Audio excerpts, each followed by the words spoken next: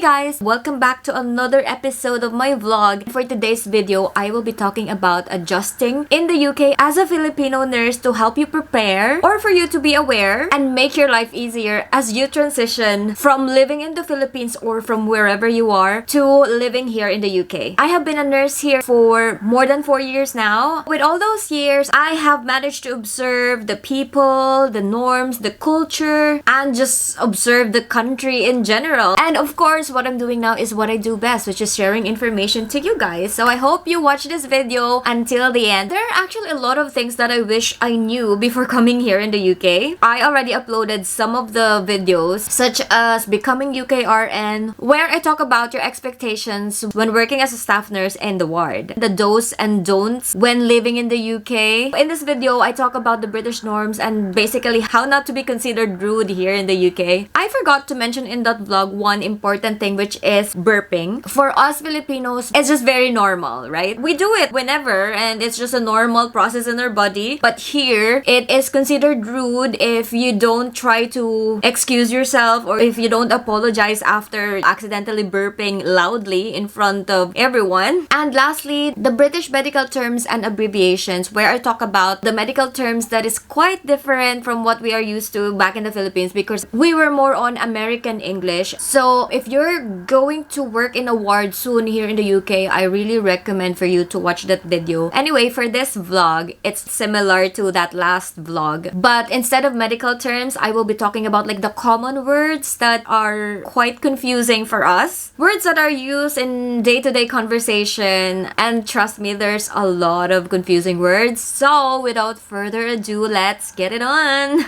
Apartment, we call it flat here. Elevator, it's called lift here. Okay, this one is really confusing. Pants, it's trousers here. And you don't say pants when you mean the jeans because pants here is like underwear. It's like a short term for underpants. Basically, briefs, it's called pants here. So yeah, that's quite confusing. I think this happens quite a lot. Like we tell the patients, oh, can you remove your pants? Where we meant that we just need them to remove the trousers, but they are like trying to remove their underwear.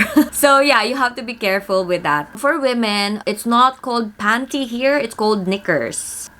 You don't say CR. There's no CR here. It's called loo or toilet or WC, which is short for water closet. There's no faucet as well here. Like they are more aware of like tap or tap water. Also, very confusing. The fries here, it's called chips. So when we say chips, it means fries. And chips that we know are called crisps here. Desserts, as we know it, are called pudding here. The pharmacy is also known as chemist. The bangs, like, you know, the hair, it's called fringe. The trash is also called here rubbish. The trash can, it's called bin. Throw is chuck. Sometimes they would say, I'll just chuck this in the bin. The sidewalk is called pavement. Pounds, like the money thing, they call it sometimes quid. So 40 quid, 50 quid. Napkin is sometimes called serviette. One time when I had an elderly patient who was saying about, oh, can I have a serviette? And I couldn't understand, like, what is that? I think that's a very old word. So that's why like a lot of elderly people will ask you for serviette instead of napkin. Poo or pee, or I want to go to pee, I want to poo. They would say number 1 or number 2. Number 1 is for a wee and number 2 is poo. Genitals, they would sometimes say it privates. My privates. The ass, it's called bottom or backside. The rectum is called back passage. So you see how they play with words so that it's not sounding so gross.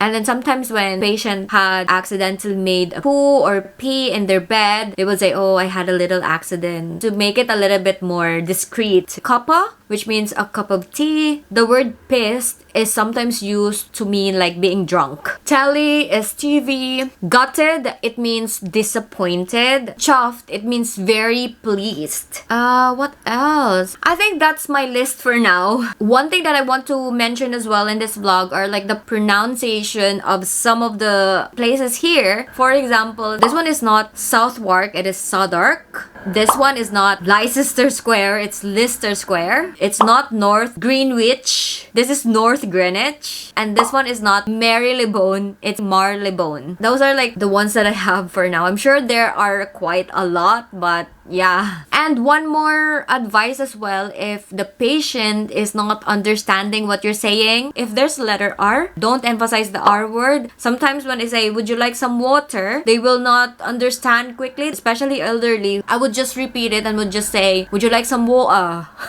No, not really like that. That's too much. Would you like some water? Something like that. I'm not really good with pronunciation and accent. I'm sorry. So I think that's it, guys. I hope you learned something from this vlog, and I hope you will subscribe to my channel because I'm like trying to upload a lot more videos, and I've been working so hard to edit all these videos for you guys and for me to share what I know and what I have learned so far. So yeah, I hope I will see you on the next vlog.